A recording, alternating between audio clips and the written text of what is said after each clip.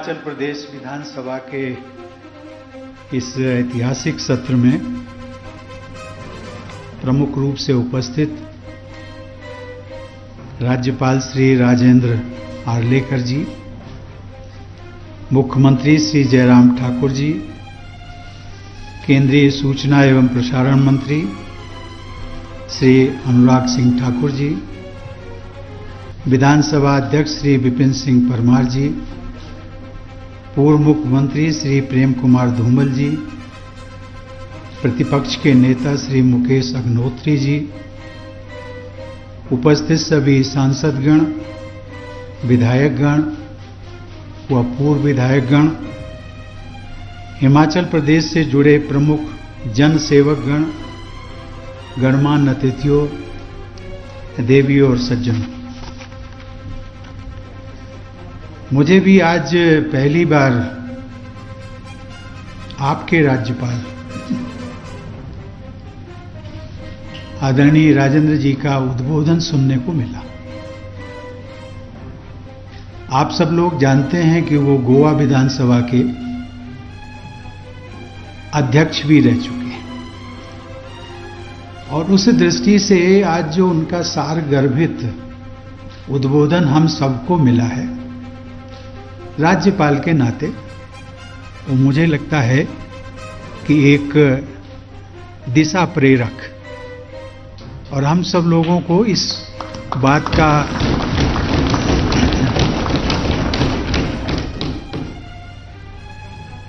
ध्यान रखना होगा कि संभवतः वो कितने विधानसभा की कार्यकलापों पर अपनी पैनी नजर रखते हैं। देवियों और सज्जनों, हिमाचल प्रदेश द्वारा पूर्ण राज्य का दर्जा प्राप्त करने की स्वर्ण जयंती से जुड़े विधानसभा के इस विशेष सत्र को संबोधित करते हुए मुझे हार्दिक प्रसन्नता हो रही है। लोकतंत्र के इस उत्सव के अवसर पर हिमाचल प्रदेश के विकास में योगदान देने वाले आप सभी महानुभावों के साथ साथ मैं प्रदेश के लगभग 70 लाख नागरिकों को पूरी देश की ओर से भी बधाई देता हूं। यह वर्ष हिमाचल प्रदेश तथा पूरे देश के निवासियों के लिए विशेष हर्ष और उल्लास से परिपूर्ण है। इसी वर्ष हम सब स्वाधीनता की 75वीं वर्षगांठ के उपलक्ष्य में आजादी का अमृत महोत्सव भी मना रहे हैं और साथ ही हिमाचल प्रदेश राज्य की स्थापना की स्वर्ण जयंती भी मना रहे हैं। यह काउंसिल चैम्बर भवन तथा परिसर आधुनिक भारत की अनेक महत्वपूर्ण घटनाओं के साक्षी रहे हैं। इसी भवन में श्री विट्ठल भाई पटेल ने सन 1925 में ब्रिटिश प्रत्याशी को हराकर सेंट्रल लेजिस्लेटिव असेंबली के अध्यक्ष का चुनाव जीता था। अध्यक्ष के अपने कार्यकाल के दौरान उन्होंने संसदीय मर्यादा और निष्पक्षता का ऐसा उदाहरण प्रस्तुत किया जो आज भी हमारी संसद और विधानसभाओं के लिए एक आदर्श है। हिमाचल प्रदेश विधानसभा में भी श्री जसवंत राम से लेकर श्री ठाकुर सेन नेगी सहित अध्यक्षों एवं प्रभावशाली विधायकों की समृद्ध परंपरा रही है। इस सत्र में प्रतिपक्ष के नेता का संबोधन होना आप सबकी परिपक्व लोकतांत्रिक संस्कृति का अनुकरणीय उदाहरण है। इस स्वस्थ परंपरा के बीज आपके पूर्ववर्ती जननायकों द्वारा संचालित आजादी की लड़ाई और उसके बाद पूर्ण राजत्व के लिए सर्वथा संवैधानिक तरीके से संचालित आंदोलन में निहित थे। पहाड़ी गांधी के नाम से विख्यात कांगड़ा के बाबा कांसीराम जैसे स्वाधीनता सेनानियों ने ब्रिटिश हुकूमत के खिलाफ शांतिपूर्ण सत्याग्रह किया और अपने जीवन के अनेक वर्ष कारावास में बिताए।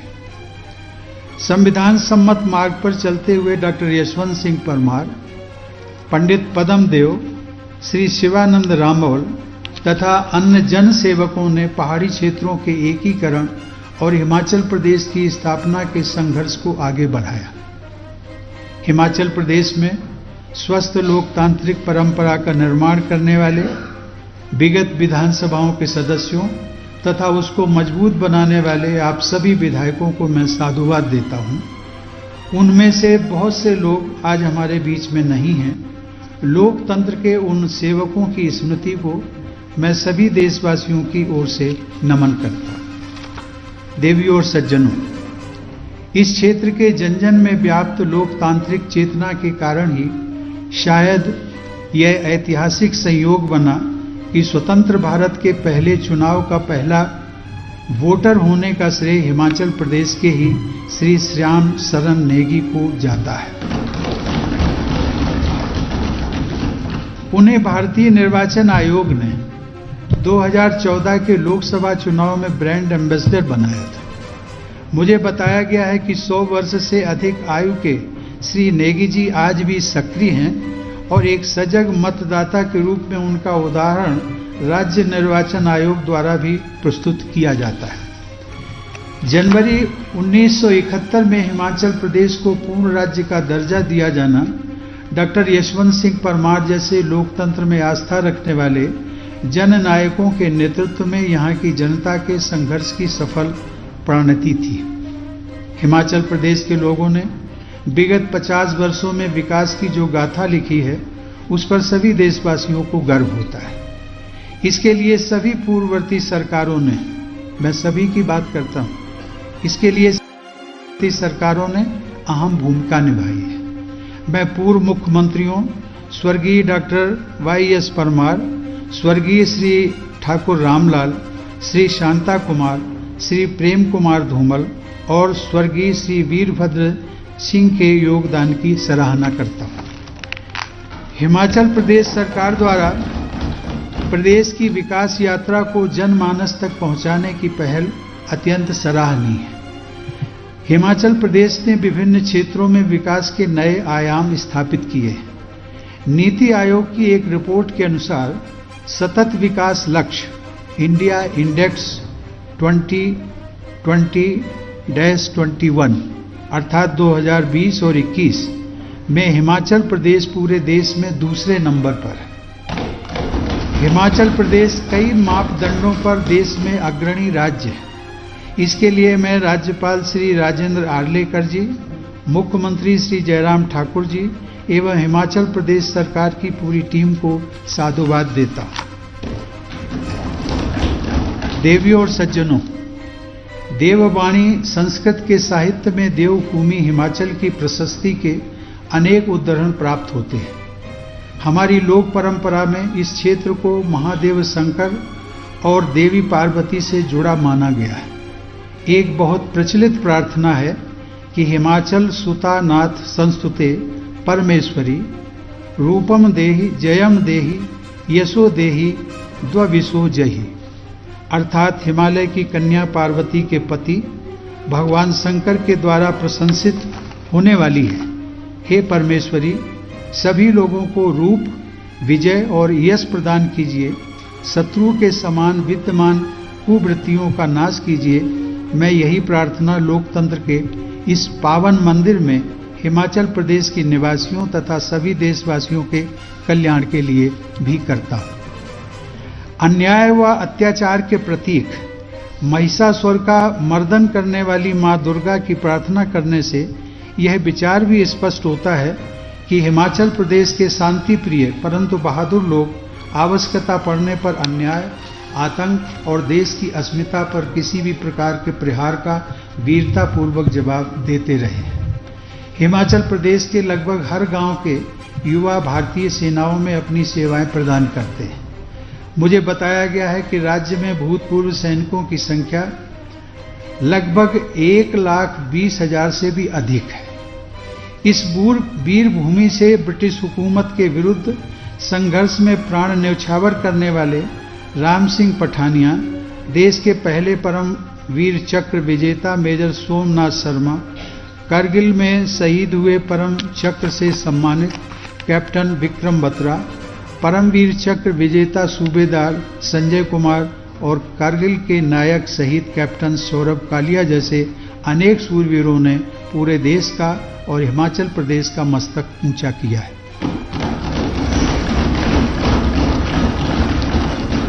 सैन्य बलों का सुप्रीम कमांडर होने के नाते कृतज्ञ राष्ट्र की ओर से उन सभी वीरों की पावन स्मृति को मैं नमन करता हूं। देवियों और सज्जनों, यह भी आप सभी के लिए गर्व का विषय है कि सन 2014 में यह विधानसभा देश की पहली पेपरलेस विधानसभा बनी।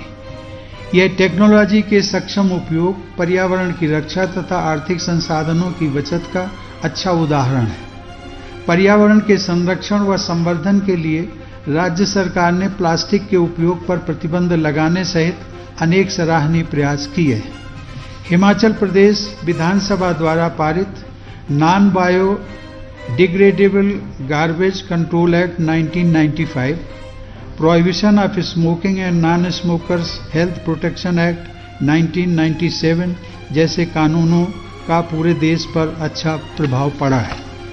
इस विधानसभा में ऐसे अनेक कानून बनाए गए हैं जिनसे भविष्य उन्मुखी परिवर्तन के लिए मार्ग प्रशस्त होता रहा है। हिमाचल प्रदेश में नदियों का पानी निर्मल है। यहाँ की मिट्टी साफ सुथरी तथा पोषक तत्वों से युक्त है। मैं चाहूँगा कि यहाँ के किसान भाई बहन प्राकृतिक खेती को अधिक से अधिक अपनाएं और रासायनिक उर्वरकों से अपनी शस्य श्यामला धरती को मुक्त करें।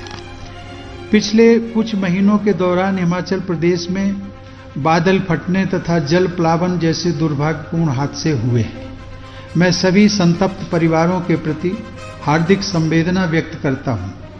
मुझे विश्वास है कि केंद्र व राज्य सरकार मिलकर ऐसी आपदाओं के वैज्ञानिक समाधान विकसित करेंगे।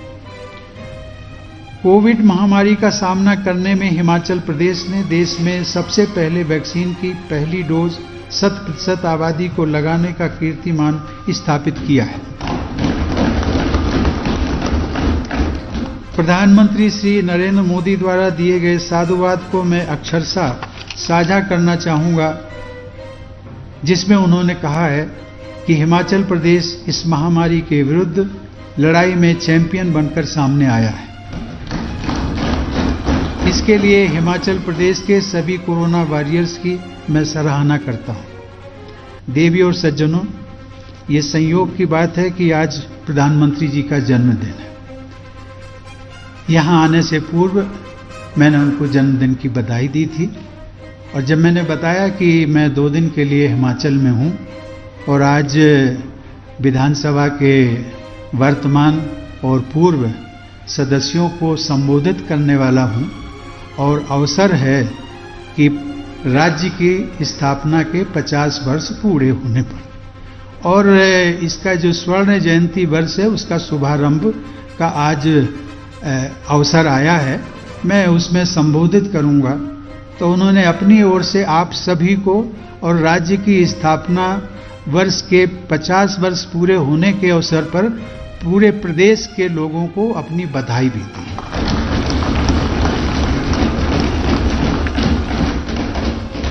देवियों और सज्जनों, श्रद्धेय अटल बिहारी वाजपेयी जी को हिमाचल प्रदेश से गहरा लगाव था।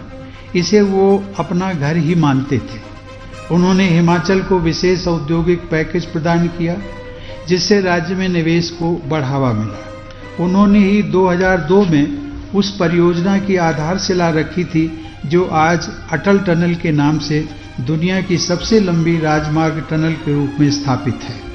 इससे हिमाचल और लेह लद्दाख के हिस्से देश के अन्य क्षेत्रों से सदैव जुड़े रहेंगे और वहां के लोगों का तेजी से आर्थिक विकास होगा। मेरे लिए यह सुखद संयोग है कि हिमाचल की धरती मुझे पिछले लगभग 45 वर्षों से आकर्षित करती रही है। मैं पहली बार 1974 में हिमाचल प्रदेश के कुल्लू मनाली क्षेत्र में आया था और उसके बाद कई बार इस प्रदेश में आना होता रहा। सार्वजनिक जीवन से जुड़े अनेक कार्यक्रमों में भाग लेने के लिए भी हिमाचल प्रदेश आने का अवसर मुझे मिलता रहा। यहाँ की प्राकृतिक सुंदरता, लोगों की कर्मठता, सरलता व अतिथि सत्कार ने मेरे मानस पटल पर एक गहरी छाप छोड़ी है। हिमाचल प्रदेश की प्रत्येक यात्रा मुझ में एक नई स्फूर्ति का संचार करती है। देवी और सज्जनों, आप सभी विधायक, सांसद तथा प्रदेश के अन्य निर्वाचित जन प्रतिनिधियों को प्रदेश की जनता अपने भाग्य विधाता के रूप में देखती है और आप सभी से अपेक्षा करती है कि आप सब इस प्रदेश व राष्ट्र के निर्माता बने। अब तक की अपनी विकास यात्रा के द्वारा आप सबने भविष्य के समग्र व समावेशी विकास का मार्ग प्रशस्त किया है। पर्यावरण के अनुकूल कृषि, बागवानी, पर्यटन, शिक्षा, रोजगार, विशेषकर स्वरोजगार आदि अनेक क्षेत्रों में सतत विकास की अपार संभावनाएं हैं। हिमाचल प्रदेश प्राकृतिक सौंदर्य से भरपूर है। हमें प्राकृतिक सौंदर्य और सांस्कृतिक विरासत को संजोए रखने के साथ साथ विकास के क्षेत्र में निरंतर प्रयास करने होंगे। प्रदेश के हम सब लोग जानते हैं, एक जिले का नाम सिरमौर भी है। मेरी शुभ कामना है कि पूरा हिमाचल प्रदेश एक दिन विकास के पैमाने पर भारत का सिरमौर बने।